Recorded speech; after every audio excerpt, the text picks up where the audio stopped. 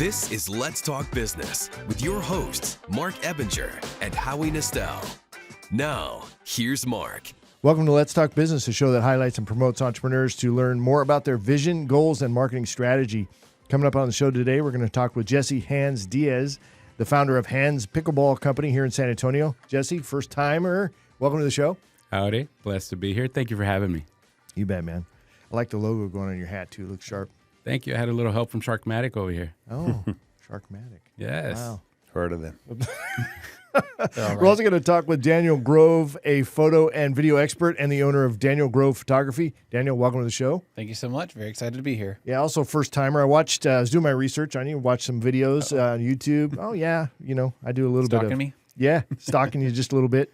But yeah, good to get to know you and kind of you're a visionary. So I'm excited about our chat as well.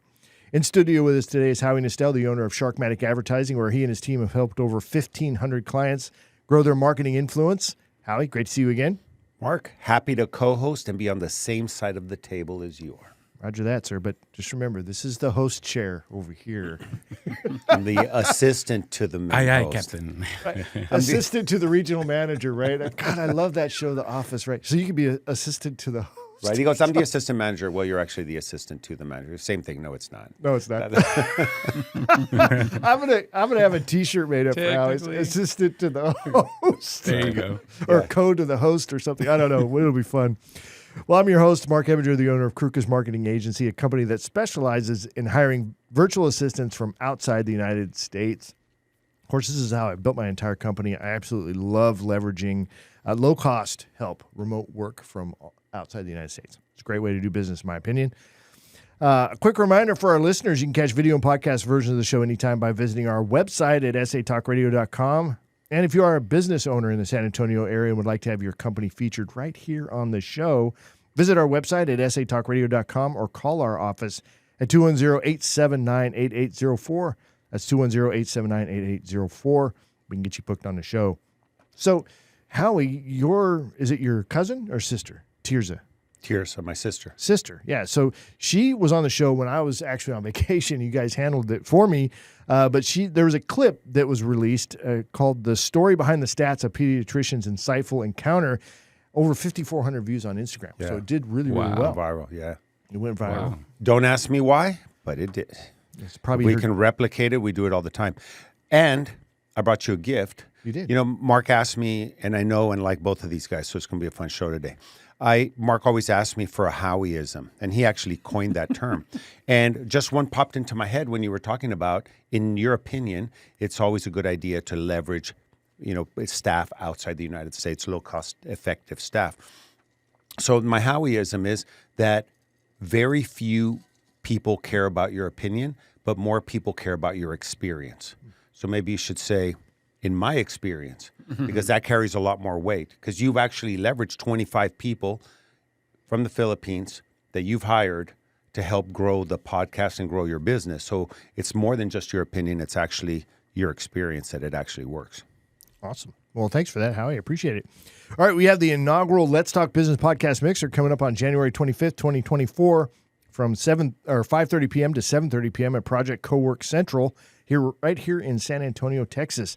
This premier event will bring our show guests and mega fans together for 2 hours of fun and networking, and it's an opportunity to rub elbows with me, your host with the most, and of course Howie here, the co-host with the most, the assistant to the with the second most. Yeah, with the second most, as well as Genevieve Sims and Heather Bain will also be there, and everybody's participating in the launch of this event, and of course the getting the word out.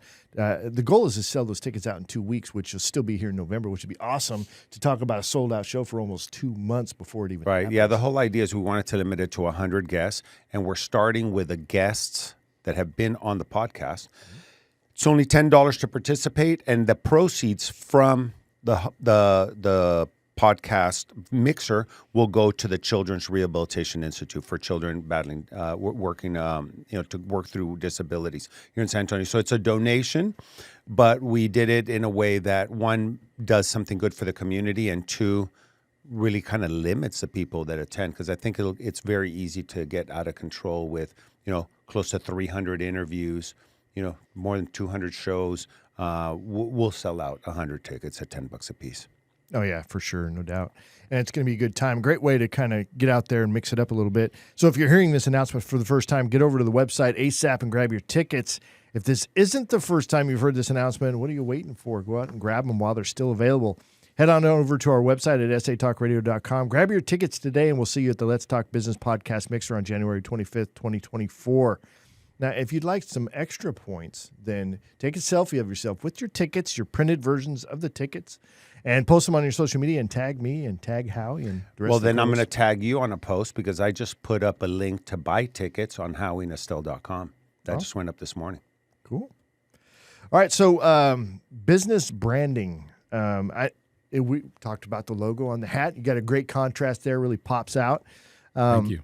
So brand personality. So your personal style versus what your target audience wants to see. Now, this is where I figure we'll mix it up a little bit here because there's like what I think will work and what my vision is of what I want to convey. But then there's also the practicality of what will actually work with your target audience. So Howie, how do we find the balance in there, or do we? Let's forget balance. I'm not a big fan of work-life balance. I'm not a big fan of how you brand and how you get to that point where it's what you want and what you think your clients want. I think you continuously improve. You continuously change. You explore and test to see what works. What doesn't work, you go back and tweak it and redeploy it. And if it works, you keep doing it as long as it's working. But know that some things are going to work for a certain amount of time, then they're going to stop working. Then you got to go and pivot again.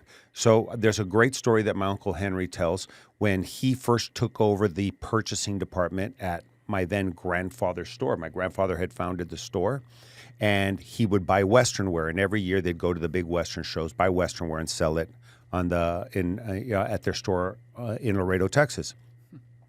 After about 30 years of being in business and growing the business, my uncle, his son, took over, and he went to the show for the first time on his own to buy clothing. And he bought what he liked. It shipped in, a season early. They bring it all out, and nobody's buying it. So my grandfather asked his son, "What's the deal? Why'd you change?" He says, "Well, no, I bought all the new stuff, everything that I would wear that I would like." He said, "You buy what your customer will buy from you. That's what you bring into the store. From the money they spend with us at the store and you get paid, then you go buy what you like."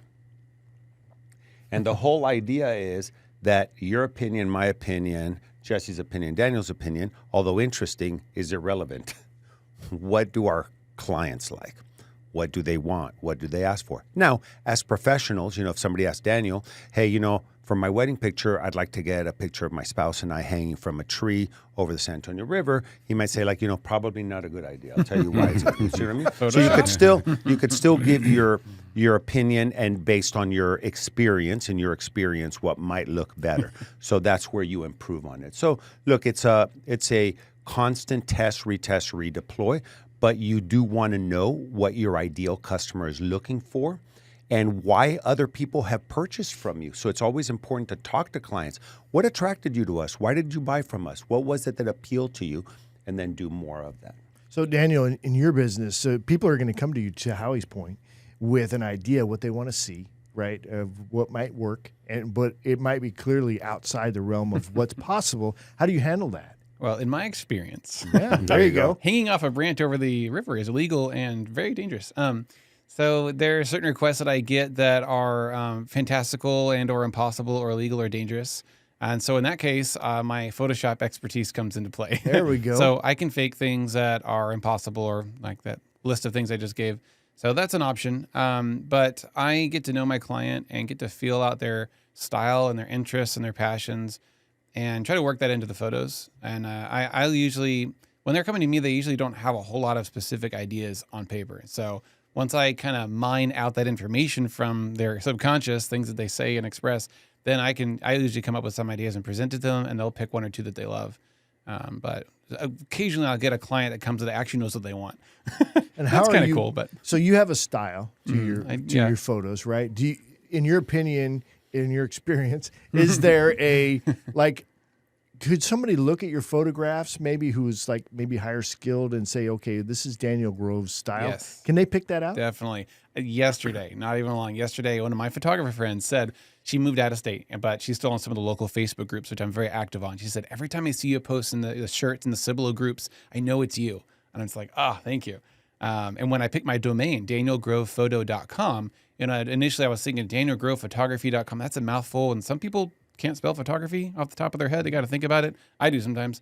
So I said, I'm going to shorten it to Daniel Grove Photo. And that kind of sounds like a noun to me. Someone's going to say one day, that's a Daniel Grove photo. And they are, 10 years plus, that's happening. And I love that. That happened actually with some pictures that you took of me. Oh, yeah. And then somebody saw them online, Marion. I won't say any last names. Yes, in case, I know. And she goes, oh, my God, I love Daniel's pictures. I go, you know him? He goes, yeah, I know who he is. I took one of his classes. I follow him on social media. I love her. So, yeah, people identify it. Awesome. You can also be identified for things that are not good to be remembered. Oh, my God, was that Howie's that stupid idea? High school Yeah, pictures. it was. Well, No, life's not a picture, I process. guess. So, Jesse, when it comes to you're launching, obviously, your Handz Pickleball, when it came to logo design and all of that kind of stuff, how much of your personality went into that, or was it just all Howie? No, I mean, of course, Howie helped a lot. But, it does come down to, yes, some of my personality. So I had to agree at some point. I didn't just, hey, here, Howie, take care of it. Whatever you come up with is it. But they gave me options, right, according to my feedback. And he had ideas. He came with sketches. He came with things that he liked, that he had seen. Then the team and I evolved the idea. Then, I always say clients usually don't know what they want. They just don't, they know what they don't want, but they have to see it to know they don't want it. So then from there, we create some logos. And then it was like, oh, no, the reason I don't like this, even as the minute details of the pickleball holes in the logo, how many, what shape, where should they be, all that stuff. And then when you have a great collaboration between a client and an agency, or a client, a photographer, a client, and a main podcast host, you get some nice synergy. And then the end result tends to be better. Right. And to your point, excuse me, I did some market research. Some of the options that you provided me, I went out into the pickleball world and say, hey, some friends and other players, and hey, what pops out to you? What stands out to you? Why? And I notice you still do that because you text a group of us, hey, what looks better, A or B, this or the other? To your point, pivot, right? Always checking out what is out there, despite what I like. But I presented options, and then from there you helped. Yeah, narrow it and down. as a leader, you have to just pick one and go, right? Of course. The problem that becomes if you ask too many people, there's the whole paralysis from too much analysis. But I like to explain it as what the definition of a horse is. A horse is a camel. No, let's see. What is a camel? A camel is a horse designed by a committee. So a horse was just fine. It's got its limitations, but it runs as fast. But when the committee gets together and it says, why don't we give it bigger hoof so it can walk through the sand? Why don't we give it a longer neck so it can eat from the trees? Why don't we put some humps and there's water in there, And then you have something that could barely walk, has to sleep on its knees or standing up. So I would say don't get too much of a committee, but, as a good leader and a good business owner, make decisions and go with it. Awesome. Love it. Point. All right, let's get into the first segment here. First up on the show is Jesse Diaz, the founder of Handz Pickleball Company here in San Antonio. So, Jesse, give me your background. How does that lead to you actually doing a pickleball business? I've always had that entrepreneurial spirit, and I didn't really tap into it up until I moved here to San Antonio from Chicago after a bunch of learning experiences. And again, tapping into the entrepreneurial spirit, I was almost, to do so, I was working a paralegal for almost a decade, and I hit a ceiling. It was either become a lawyer or what else. And at that point, an opportunity presented itself to me to venture out, quit my paralegal job, and become a public insurance adjuster and represent policyholders on their damages against the insurance companies. And that was really my first step into the entrepreneurial world as a business owner. Always been a 9-to-5 employee per se up until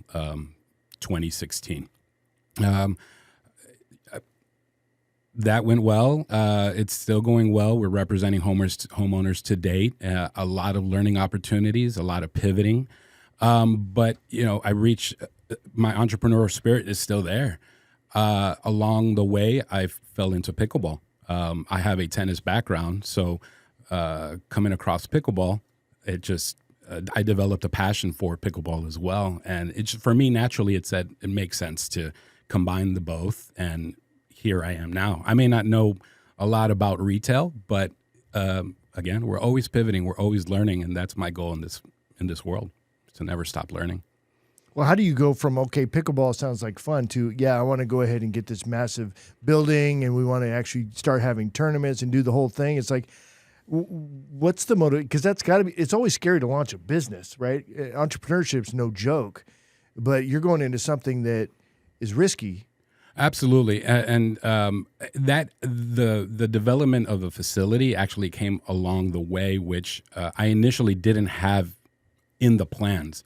I was working on in terms of developing paddles, balls. What would I like as a player?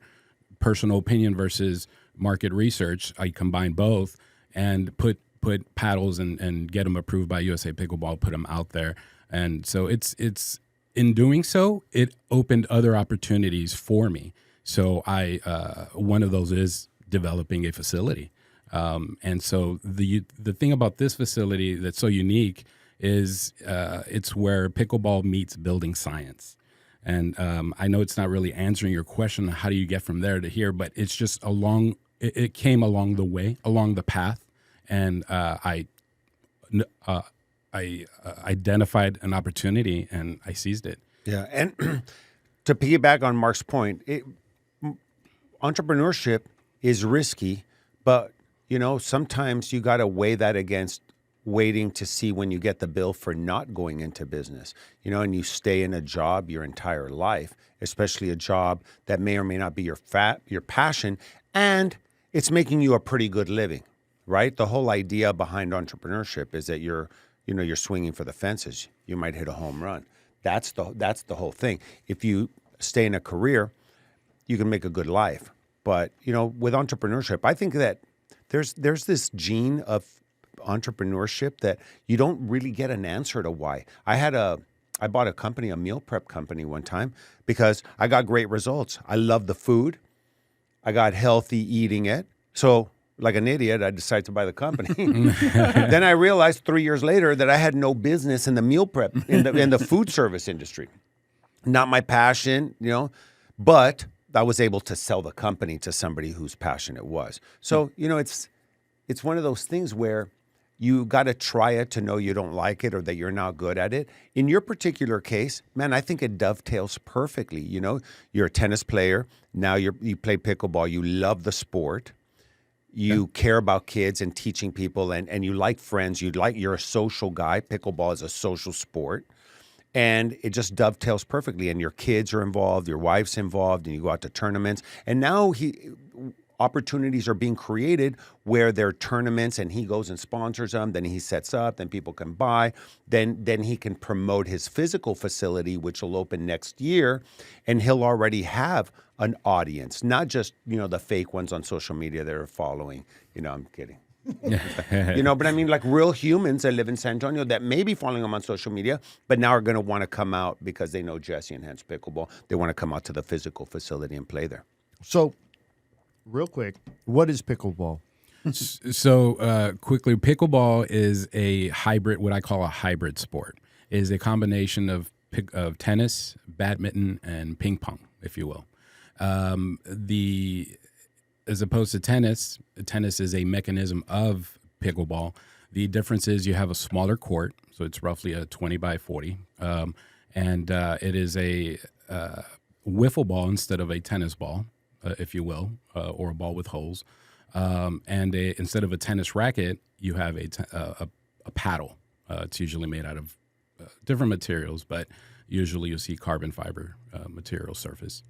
And so, to answer your question, that's in a nutshell. Yeah, I can tell you. Let me explain it this way, okay? Tennis is hard. Pickleball is easy, okay? The equivalent of tennis is deer hunting. You have to be in a blind and wear camouflage and be quiet and be out there at 5 o'clock in the morning, and it's cold. Pickleball is dove hunting. You show up with a shotgun, shoot whatever moves. You're eating chicken wings and drinking beer. Okay, that's pretty much it. But it works, that's why yeah. there's a lot more people still skill. that are going towards pickleball versus tennis. Man, I couldn't have said it any better. I'm going to turn that into a clip right there. All right, I'll tell you there what, it is. that's awesome. I'm going to charge you double. You're for hired, that. I don't know buddy. what- You're hired. All right. So, what are some of the challenges that you've faced so far? Doing this. Obviously, entrepreneurship is its own thing, but with respect to pickleball, what's the hard part about doing what you're doing? Sure. It's a great question. I guess just like any other small business, just starting out, getting known, getting the brand out there, getting people to take you serious versus the already ones established. And in my experience, it's getting the product in people's hands. It's the only way from what I'm seeing out there is how you can really attest to your product, to your quality. And you're going to get some feedback. It may be positive and it may be negative, but it's feedback nonetheless that you're getting as opposed to just maybe relying on a website, And don't get me wrong, Howie, you're doing a great job. It's a beautiful website. I'm constantly getting compliments on it. And it's a great tool. But more importantly, you have to get the product in people's hands is what I'm finding in this world. Anyways. So you mentioned quality. It's just pickleball, right? What's the quality component you're talking about? So the USA Pickleball Association has standards in terms of the type of equipment you put out in the market, at least for competitive play. And so you have to meet certain standards, again, to pass certification, which our products are. And so I've done a bunch of research. It's funny, when I was getting into the sport, I didn't know what paddle to get, what to buy, right? So I'm new to it. I don't know what to do unless I go to an experienced person it's so new you don't know where to go. And so I'm bringing a lot of my experience into the experience I'd like to provide for others. But along the way, there's all these paddles. Which one do I like? So I just started doing research on my own. And I found a company out in California that allowed me to design my own paddle. And it was my first kind of like getting my feet wet in designing the product subconsciously without knowing, hey, I'm going to open a pickleball company in a year, So I was training myself for future. And because I was doing the research early on, what type of paddles, what type of core, the length, the thickness, and how it affects the ball, all those factors get into consideration when you're choosing your material. And so it was great because that ultimately allowed me to produce the products that we're doing now. Well, and as people improve, they want things that are better because now to fine-tune the game, you need the right ball, you need the right equipment, you have the right shoes. There's a whole bunch of things. And then, of course, you got to look good. So you got to have a nice logo on a cap Merch, and then baby, a bag merch. to That's carry all right. your equipment. And a then it has to website. smell, and a website. And then it has to smell nice. So you have to have the little sense balls that you put in there so it doesn't smell like pickleball sweat. So, yeah. Yeah, no, I mean, look, one thing I did learn starting, moving from counterclaim, the public adjusters, my first business, entrepreneurial venture, if you will, to pickleball is that you got to start out with two things strong: marketing, thanks Howie, and bookkeeping, thanks Imad. With simply bookkeeping, those are two of the biggest things I could say. Unless you're experts in those fields, stay true to what you're good at, and leave those items to the experts, and you'll be in a way better position. Yeah, I agree 100%. All right, Jesse, if folks want to get in touch with you, how do they do that? We have our social media handles as well. It's Handz, Handz Pickleball, or handspickleball.com as well. We are currently working on developing a facility and here in San Antonio. And as more details get concrete, we'll be doing an announcement. Love it. All right, thanks very much, Thank Jesse, you. for coming. I appreciate it. Appreciate you. All right, next up on the show is Daniel Grove, a photo and video expert and the owner of Daniel Grove Photography. Daniel, super excited to have you in. Thank you. Thanks for coming in. You seem really excited. Just calm down over there, will you? He holds it in. He holds it in. Been waiting Poker patiently. face. for his All turn. right, poker face. All right, so Daniel, tell me a little bit about your background, how you got started with photography. Sure. So I got started with photography in high school. I graduated in 2007 at New Braunfels from Canyon High School. And I used my family camera to create art. I've been an artist my whole life, going back into early childhood. My whole family's very creative. All my 2 older brothers and I we're really big on drawing. So I was an artist already, and I discovered with my family camera I could take pictures that were also had this element of art to it that I didn't know. I was never trained, never educated on this, but some pictures just stood out to me as interesting, and they like tickled that thing in my head that is the artist part of my brain. And then discovering Photoshop on the computer and editing the pictures that I had made brought in this whole new layer of artisticness that I could apply to the photos I'd already created. And it just went from there. And that was like in middle school. I was already doing Photoshop and taking pictures. So I was very blessed to find my passion early on in life. So it just went uphill from there. In high school, I got, a better camera. My family got it for me for Christmas, and best gift ever.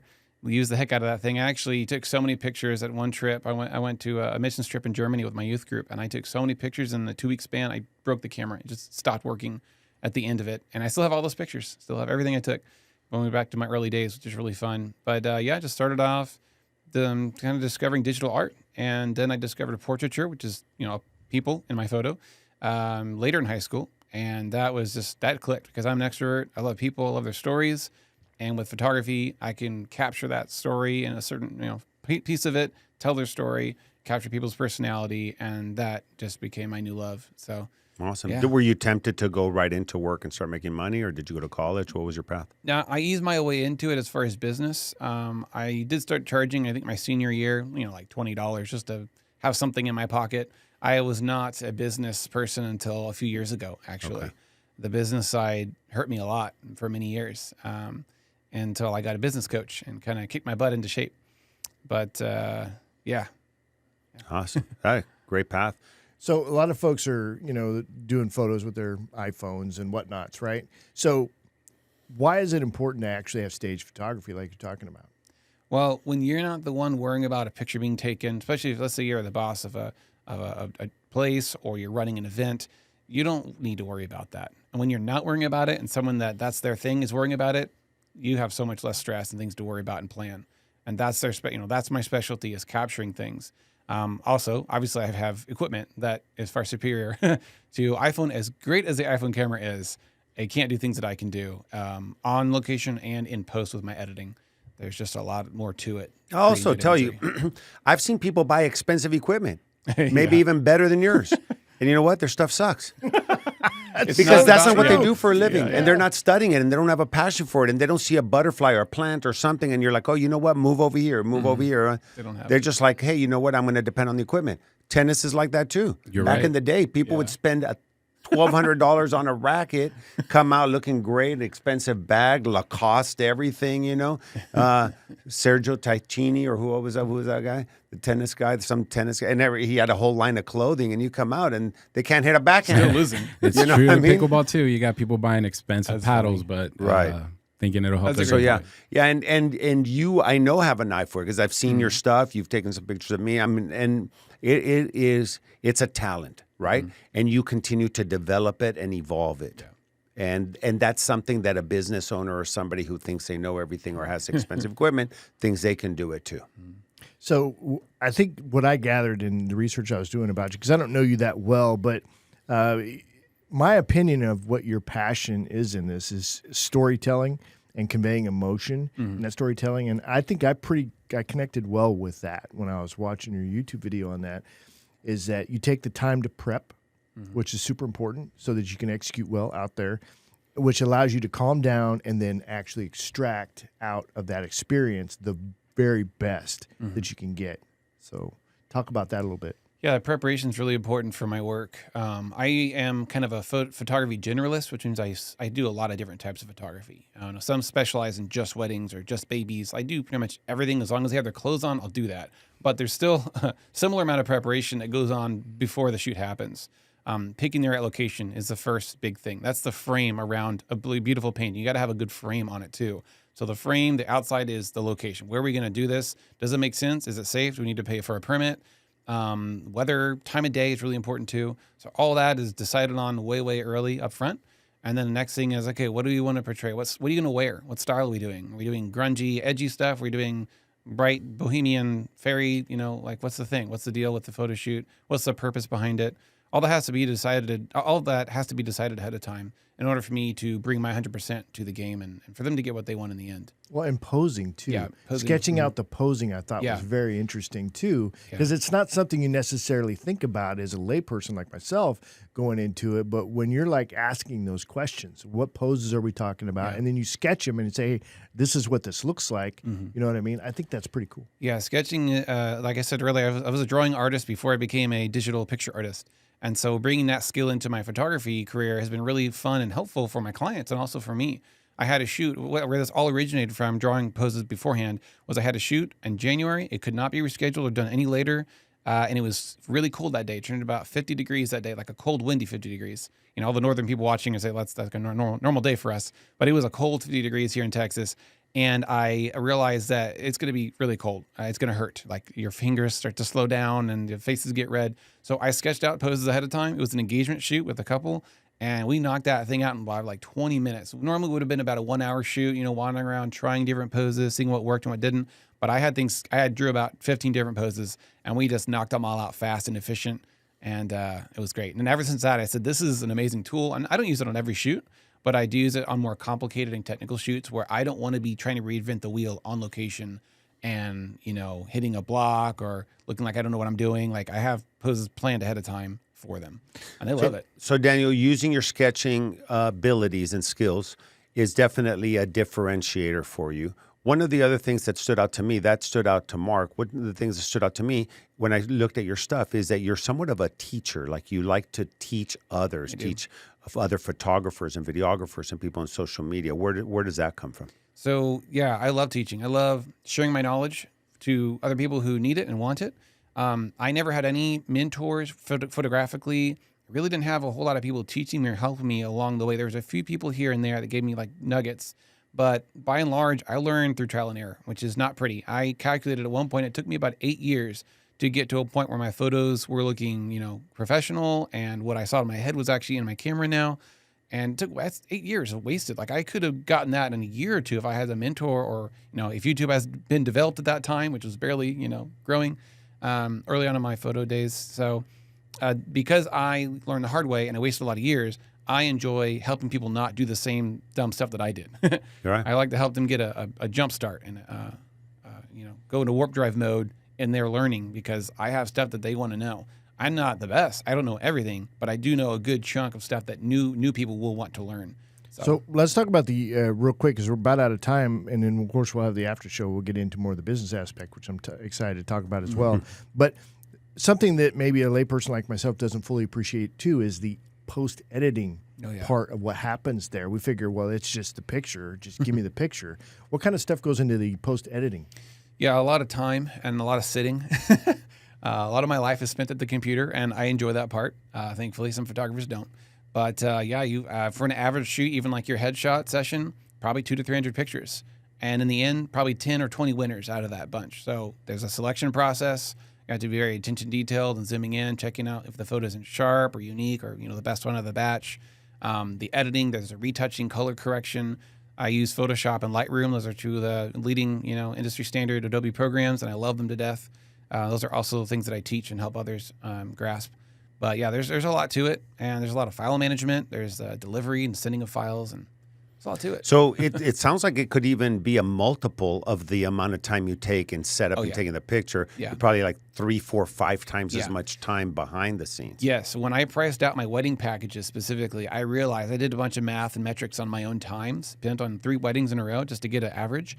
And I realized that for 1 hour of shooting a wedding, I spent 2 to 3 hours sitting and editing those same pictures. Right. So if I do a 10-hour wedding, that's almost 20 hours of sitting and editing. And yeah, I have a client that has a body shop. Yeah. And he, you know, he's like, I always thought like, you just paint it. He goes, the painting takes an hour. The prep work takes 10 hours. Yeah. Right. Bondo, sanding, this, masking out all the things you don't want to get painted, all that other stuff. And so he said the real secret is not necessarily in the spraying, that you have to have a bit of an art, but the real secret is in all the prep work and getting all that ready. So makes Love sense. it. All right, Daniel, if folks want to get in touch with you, how do they do that? So you can just Google me. I have so many accounts online, different social media and whatnot. Just Daniel Grove Photo. You'll find me. Of course, I got my .com. I'm on Facebook and Instagram, TikTok, YouTube. And yeah, Yeah. All right. Excellent. No Thanks, guys. nakedphoto.com. Nope. No, none of that. Okay. All right, as we wrap up the show, quick reminder, check out our latest podcast and catch video version of the show anytime by visiting our website at satalkradio.com. If you are part of our Facebook group, you can stick around for the extra content, which will be, of course, posted on the Facebook group for the after, what do we call it? The Post show. post show, right? The exclusive. That's the word I was looking for. Exclusive content. Sounds expensive. Copyright. It probably will be. All right. So thanks, everybody. You guys did a great job, and we'll see you on the next one. Thank you. Thank you. Look forward to it.